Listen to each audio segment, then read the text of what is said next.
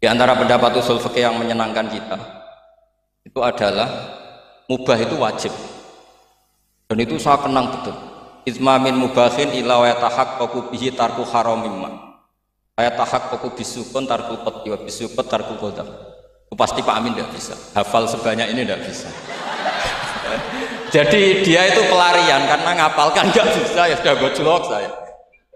Tapi ya tetap tidak level lah, kira-kira gitu. Tidak level, jadi nggak level.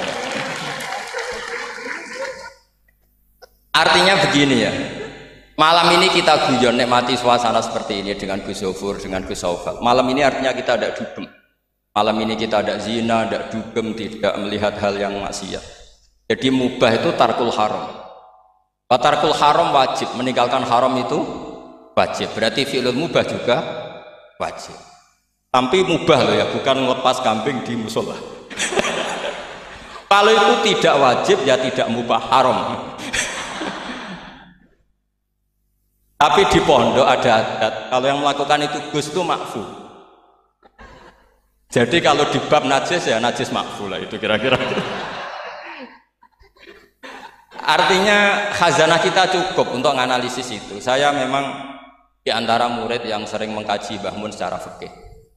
Saya pernah bilang di rumah dinasnya Gus Yasin, bagaimana beliau tadi menyinggung, ketika Gus Yasin diduetkan dengan Pak Ganjar, ini menjadi fikih abadi bahwa ada fikih besar, yaitu ulama tidak ada tradisi atau tidak boleh ada tradisi berhadapan-hadapan dengan umarok.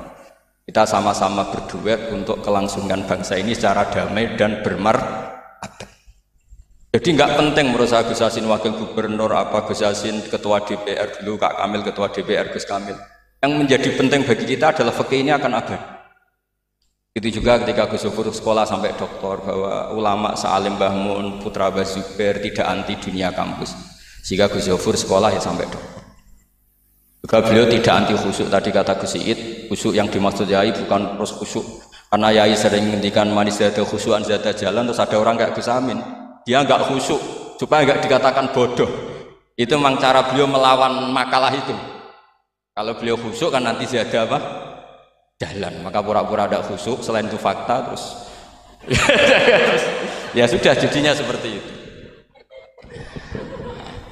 Saya itu sering meneliti fikihnya Mbah Mun, mulai yang tadi. Saya masih ingat ketika Yai mau ketemu Bu Mega, ketika mau haji, Yai tindak Jumat, ketemu Bu Mega itu Sabtu, beliau terbang Ahad.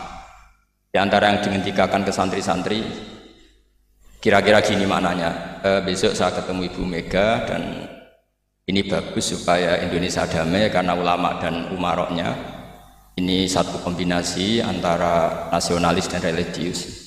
Beliau itu paling menghindari kalau Indonesia chaos, kemudian ada dosa yakulu ba'dum ba'do. Kalau chaos itu mungkin potensinya saling bunuh, saling apa. Sehingga ketika melihat Mbah Mun ketemu Mega itu, pikiran pertama saya adalah safkut bima, jangan sampai terjadi.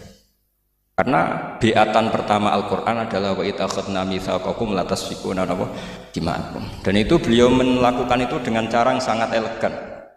Ketemu orang yang benar-benar jadi aktor di Indonesia. Siapa yang nggak ngerti Mbah Mun aktor penting dalam perjalanan agama di Indonesia.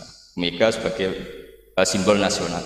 Beliau dengan besar hati ketemu, dan itu kita membaca fikih sebagai bentuk hiknan lidima'il muslimin, upaya supaya Indonesia itu damai baik-baik saja.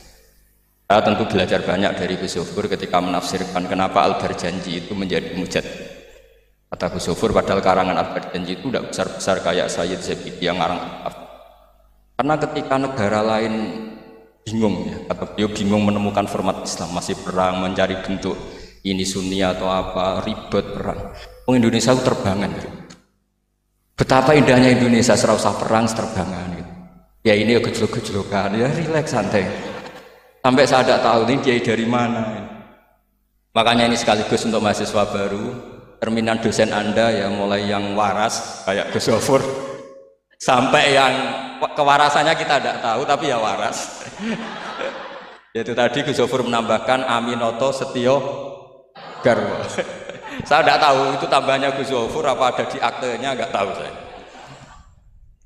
Tapi saya kenal Gus Amin itu lama sekali. Jadi saya tidak perlu cerita kalau beliau pernah ngaji saya karena nanti kasihan. Saya tidak perlu cerita itu karena saksinya lebih banyak beliau ngaji saya ketimbang saya ngaji beliau. Tapi itu cara beliau punya harga diri, ya monggo itu kalau saya terima dengan lapang dada. Jadi beliau orang kedua setelah Mbah Nawawi yang ngaku saya sebagai muridnya. Tapi saya mau cerita yang agak serius, ini 5 menit tentang fikihnya Mbah Mun. Tadi Gus Said bilang termasuk yang tahu banyak tentang karangan Mbah Mun termasuk tentu saya, selain santri-santri yang saya pernah ditanya Mbah Mun ketika film Masjidin Nabawi ditanya, nah apa kowe Mbak Gofur kok ngotot aku seneng nulis ya? Saya bilang nanti biar cucu-cucu jenengan masih melihat naskah-naskah jenengan. Iya kata beliau. Saya masih ingat dawuh Imam Syafi'i, Al-Laits afqahu min Malik illa annahu daya'ahu ashab. Sebetulnya Imam Laits itu lebih ahli fikih ketimbang Imam Malik. Padahal Imam Syafi'i itu muridnya Imam Malik, tapi fil fikih muji Imam Laits. Al-Laits afqahu min Malik illa annahu daya'ahu ashab. Tapi sayangnya Imam Laits ini murid-muridnya enggak ada yang benar. Karena tulisan-tulisan Imam Laits ini tidak ditadwin, tidak dimudawwan. Maka kita tidak ingin Mbah Mun yang kita idolakan, kita gurukan, kemudian bukunya tidak mudawwan. Sehingga saya, utamanya tentu putra-putra beliau, mulai dari Gus Subab, Gus Najih semuanya, termasuk Gus Sofur, itu sangat menginginkan beliau itu memang mentadwin itu. Saya beri contoh misalnya begini, kepandaian Imam Laits dibanding Imam Malik. Imam Malik ketika ditanya apa saja, sok ahli Madinah. Juga kailu ahli Madinah, semuanya bilang ahli Madinah. Alasannya beliau Madinah adalah muhajirur Rasulillah, tempat hijrahnya Rasulullah SAW. Dan itu enggak ada yang memungkiri. Tapi ketika Imam Laits mulai mengirimi surat ke Imam Malik, itu ditulis Sayyid Muhammad di Syari'atu wal Khalidah. Itu beliau, oke, Anda orang alim, saya ngakui Anda alim gini-gini. Tapi Anda ada yang lupa bahwa ashabu Rasulillah tafarraqu bil buldan. Ashabnya Nabi ini kemana-mana. Di Irak, di situ ada Sayyidina Ali, hidup di Najaf, diikuti oleh Abdul bin Mas'ud. Di Mesir ada Abdul bin Amr bin As, ada Amr bin As malah. Di Mekah ada ini. Dan semua mereka ini menciptakan satu kultur, dan kultur itu tidak sejengkal pun beda dengan yang ditanamkan Rasulullah SAW. Maka tidak bisa dikatakan kalau kultur itu harus kulturnya orang Madinah.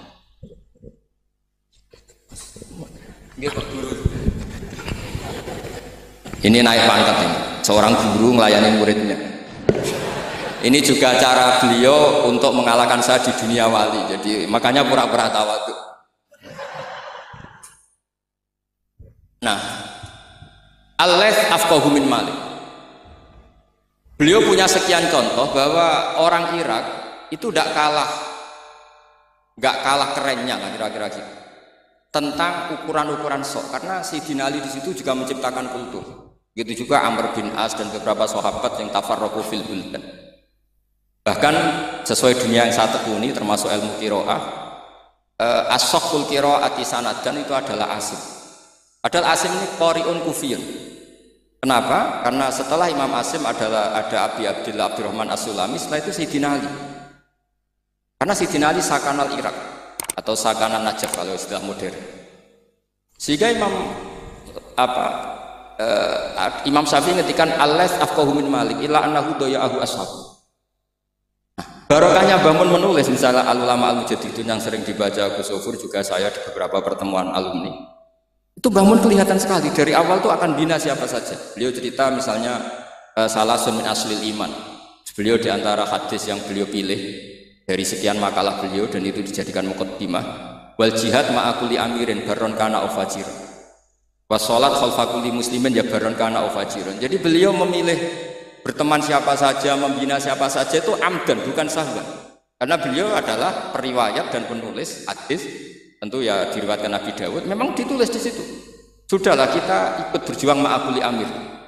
Jihad itu di konteks Indonesia tentu mempertahankan supaya sholat ini sesuatu yang indah.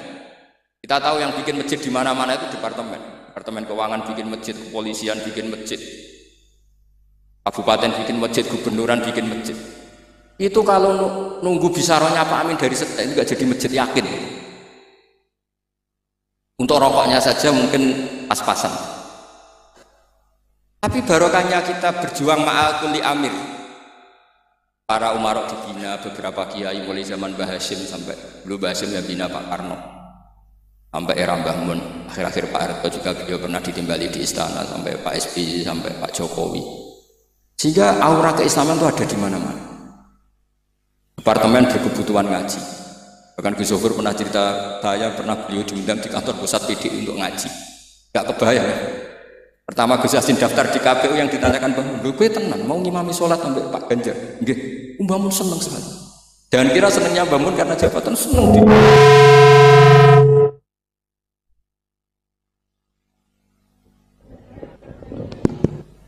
Jadi Mbah Mun ketika Gus Yassin cerita sholat tadi itu senang sekali. Senang sekali diceritani bahwa barokahnya Gus Yassin di Wetan itu ada dengan tanda petik, ada komunitas yang kayak sholat itu jadi ukuran. Saya meskipun nggak nangis di depan umum kayak Gus Amin tadi, saya juga heran kok bisa nangis. Itu saya heran betul, dan saya tetap husnudzon itu asli. Ya agak memaksakan husnudzon saya, tapi ya sudahlah saya husnudzon kalau itu asli. Itu saya sering nangisi fikihnya Mbah Mun. Di antaranya adalah saya pernah sejagongan sama Gus Hasib bin Wahab, termasuk pendiri NU Wahab. Saya cerita prestasi Mbah Hasyim, Gus Wahab, Bisri Sansuri, juga beberapa kiai Ahmad Siddiq, Wali Maksum, sampai cerita Mbah bahwa para kiai ini berhasil menciptakan satu entitas agama menjadi tolok ukur. Jadi barokahnya mereka berjuang secara tadrijan, secara gradualisme, secara proses. Sekarang tuh calon bupati kok tidak sholat, itu tidak keren dan tidak dipilih. Gubernur kok terkenal nggak sholat, itu pasti nggak dipilih. Artinya kiai ini berhasil, bahkan nilai-nilai politik pun harus bersama nilai-nilai apa? Agama. Pejabat kok ketahuan selingkuh itu habis. Artinya nilai-nilai yang menurut agama mungkar, satu hal yang buruk, itu juga buruk di perspektif politik Indonesia.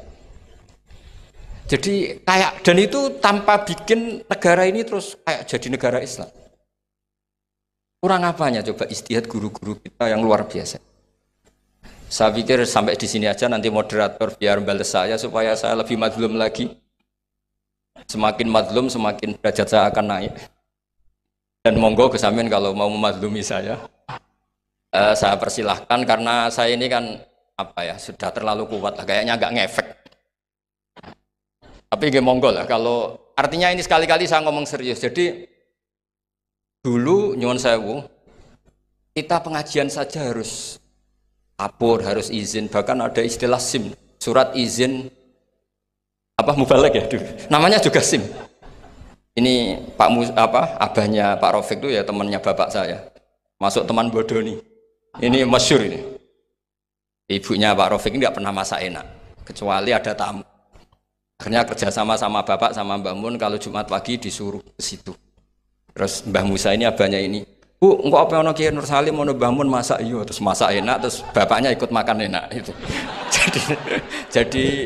jadi Kiai dulu itu seni, sampai kepen mangan enak itu harus bodoni istri. Dan itu semoga bodoni yang wajib. Karena apa ya? Seneng itu wajib akhirnya. Makanya saya dengan Pak Rafiq ini ya mulai dulu ya kayak saudara, karena dulu Mbah Mun, bapak, Mbah Musa itu ya teman, termasuk kalau harus bodoni istri ya bodoni. Akhirnya ya tiap Jumat itu main ke situ. Karena itu dengan cara itu makanya enak. Kalau enggak ya tempe terus gitu. Nah itu bisa ditiru. Bisa ditiru. Jadi ya bagus lah itu kalau itu. Solutif itu kata kesit. Monggo niki moderator malih Gus Amin. Assalamualaikum warahmatullahi wabarakatuh.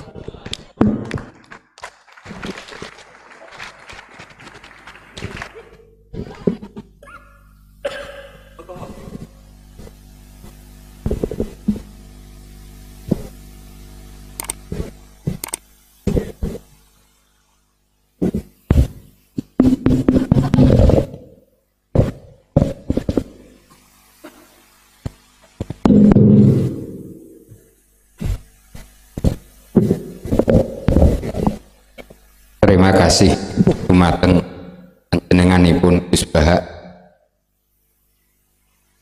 Selanjutnya bagi sahabat-sahabat yang mungkin punya ganjelan, punya unek-unek, punya pertanyaan untuk disampaikan kepada panjenenganipun, saya persilahkan. Tolong dari putra angkat tangan. Dari putri barangkali ada, angkat tangan. Jangan malu-malu, Bing. Tidak ada. Dari putra silahkan. Maju, sebut nama dan pertanyaannya dihadiahkan pada siapa.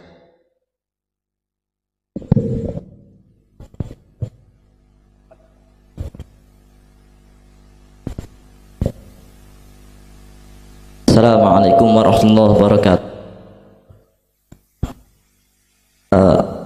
Yang terhormat guru-guru kami, Dr. Kiai Haji Abdul Ghaffar Maun beserta para tamu undangan, narasumber, beliau Kiai Haji Idrul Maimun dan Kiai Haji Ahmad Bahauddin, segenap guru-guru kami yang semoga selalu Allah lindungi. Saya mempunyai beberapa pertanyaan. Nama saya A'anullah dari Indramayu. Saya memiliki beberapa pertanyaan. Sebenarnya ada 3, cuman yang satunya sudah dijelaskan oleh beliau Kiai Haji Muhammad Idrul Maimun tentang perkataan Mbah Yai yang izdada khusyu'an izdada jahlan itu. Kemudian duanya itu, yang pertama, bagaimanakah manhaj Syekhina Maimun Zubair dalam menjaga kualitas ilmunya sehingga beliau sebegitu alimnya gitu. Tadi Kiai Haji Idrul Maimun menerangkan beliau selalu belajar dimanapun, di dalam perjalanan juga. Nah, terus yang saya inginkan karakter yang seperti apa gitu dalam belajar beliau sehingga bisa selalu sukses gitu, selalu pengen belajar, selalu cinta ilmu seperti apa. Mungkin bisa contoh menggabungkan antara akal dan hati, itu kan kita perlu trik-trik gitu. Yang kedua, mungkin ini untuk pertanyaan ini ditujukan kepada beliau Kiai Haji Ahmad Bahauddin. Santri yang bagaimanakah yang dicintai, yang sangat dicintai oleh Syekhina Maimun Zubair? Mungkin cukup sekian pertanyaan dari saya. Apabila banyak kesalahan, mohon maaf yang sebesar-besarnya. Assalamualaikum warahmatullahi wabarakatuh.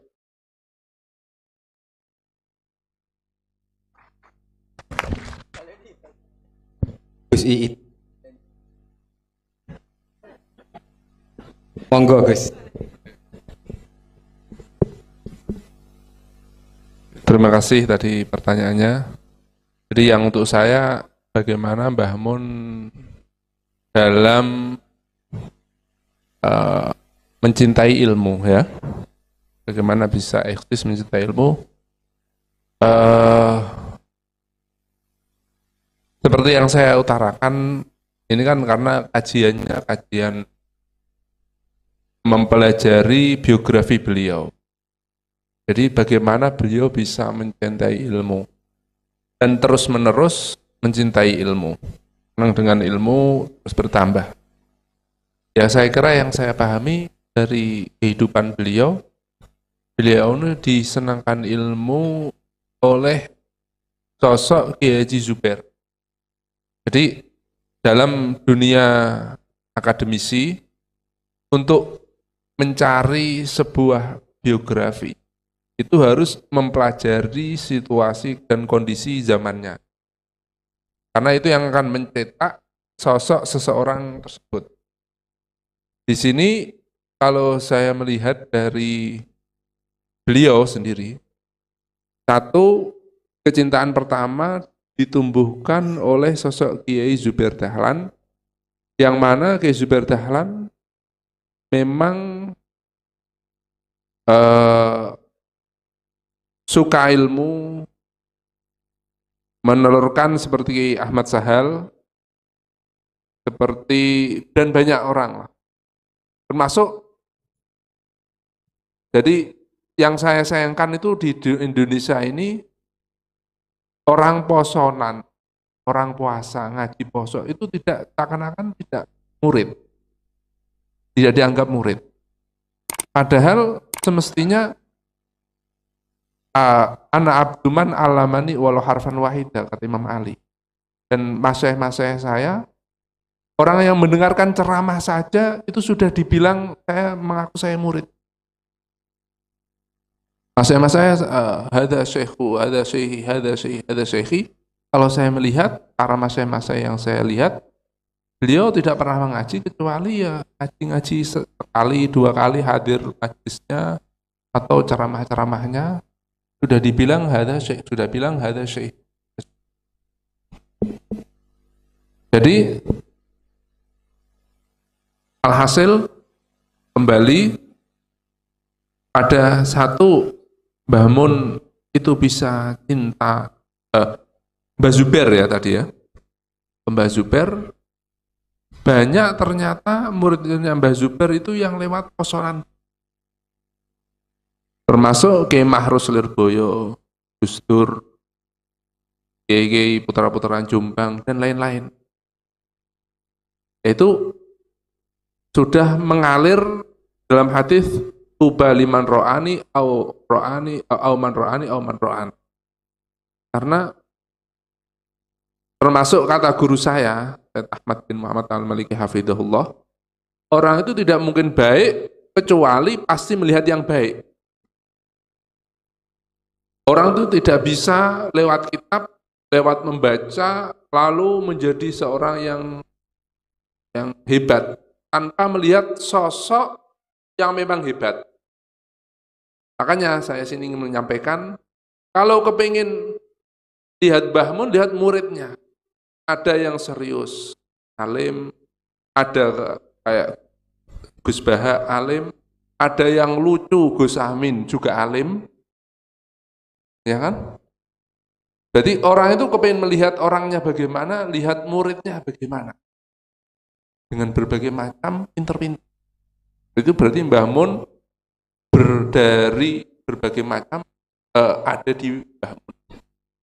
Alhasil cuma pertama bibit keilmiahan itu dari Mbah Zubair yang saya tadi ucapkan 5 waktu mengaji, muridnya beliau Mbah Sahal dan beliau Gus Bahak juga banyak muta'athir dari Mbah Zubair, ngambil dari sisi-sisi kefikihan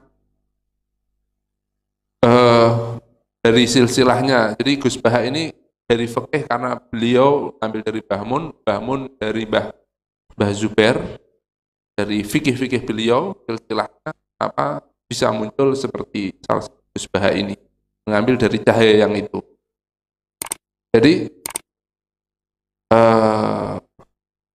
dari satu itu diteruskan beliau dengan tadi itu yang banyak tidak terungkap di sosok Mbah Mun, yaitu belajar 1 kali, 2 kali.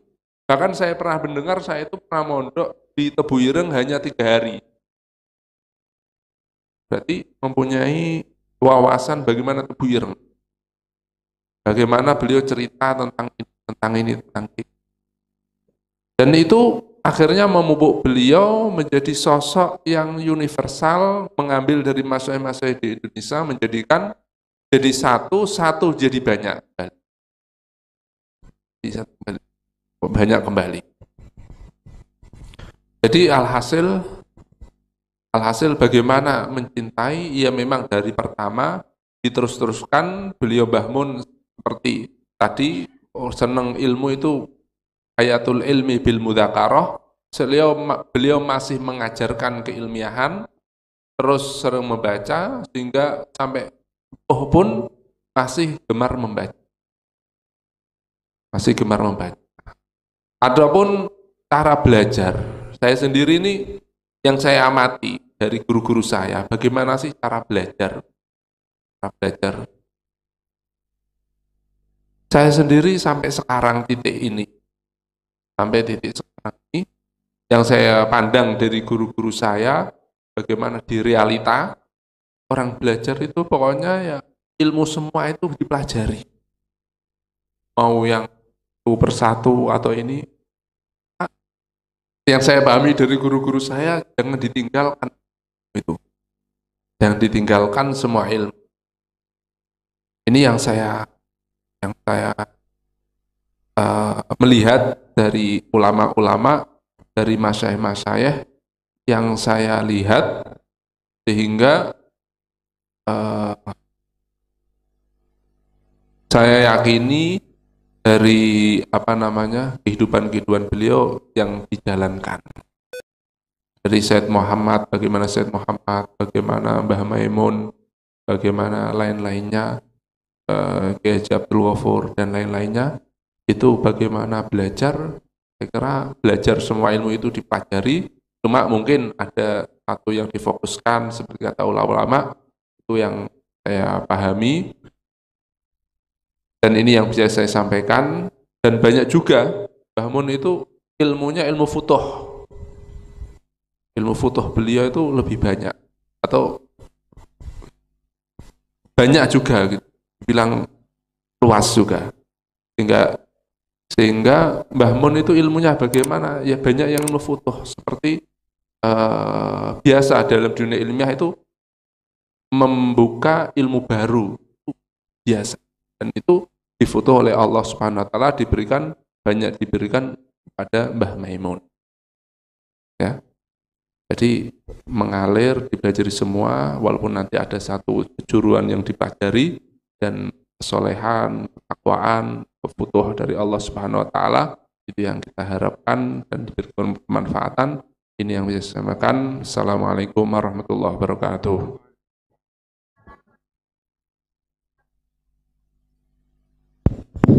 Selanjutnya, pertanyaannya untuk Gus Bahak, saya ingin.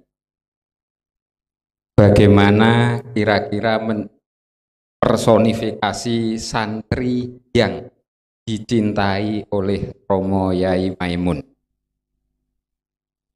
Dumateng panjenenganipun tumonggo. Monggo Gus. Monggo tumriki.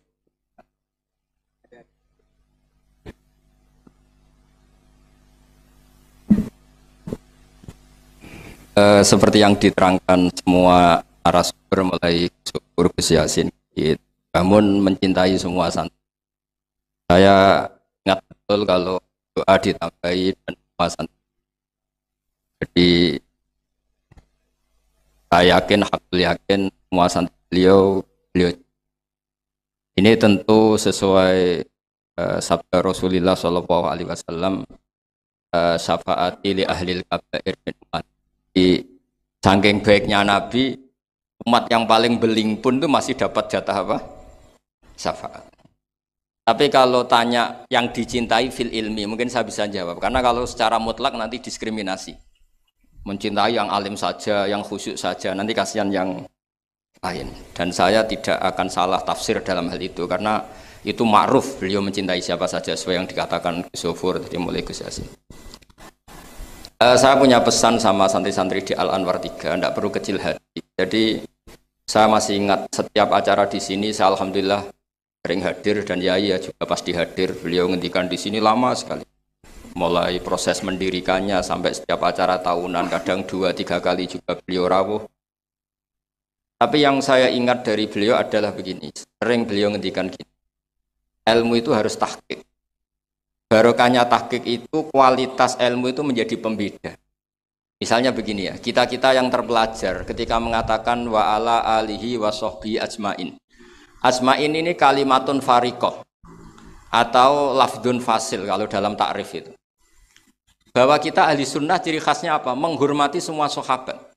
Sehingga ketika seorang Mbah Mun, seorang Gus Zofur, seorang Gus Yasin bilang ajmain, itu memaklumatkan ke semua yang mendengar bahwa ini pegangan kita, ini madhab kita, ini akidah kita, menghormati semua sahabat. khilafama alaihi syiah, tentu itu beda syiah yang akramu sahabian wa ahanu sahabian akhar. Sehingga barokahnya kualitas itu kita tahu, mengatakan ajma'in ini tidak main-main. Sehingga saya itu kalau muqaddimah khutbah tidak sepanjang Gus Amin tadi, saya yang umum saja. Wassalatu wassalamu terus wala ahli washabi asma'in. Itu selain saya juga ada ahli hafalan khutbah banyak. Juga memang sengaja supaya ajma'in ini jadi satu akidah. Bahwa prinsip ahli sunnah ciri khasnya apa? Menghormati semua sahabat. Sehingga ajma'in ini. Nah mungkin orang-orang awam juga bilang ajma'in. Enggak apa-apa meskipun mereka enggak paham. Tapi tetap itu jadi maklumat bahwa Islam Indonesia rata-rata ahli sunnah wal jamaah dicirikan dengan menghormati semua sahabat. Nah, sudahlah ini sudah malam. Ini monggo Gus Amin malih diterusaken.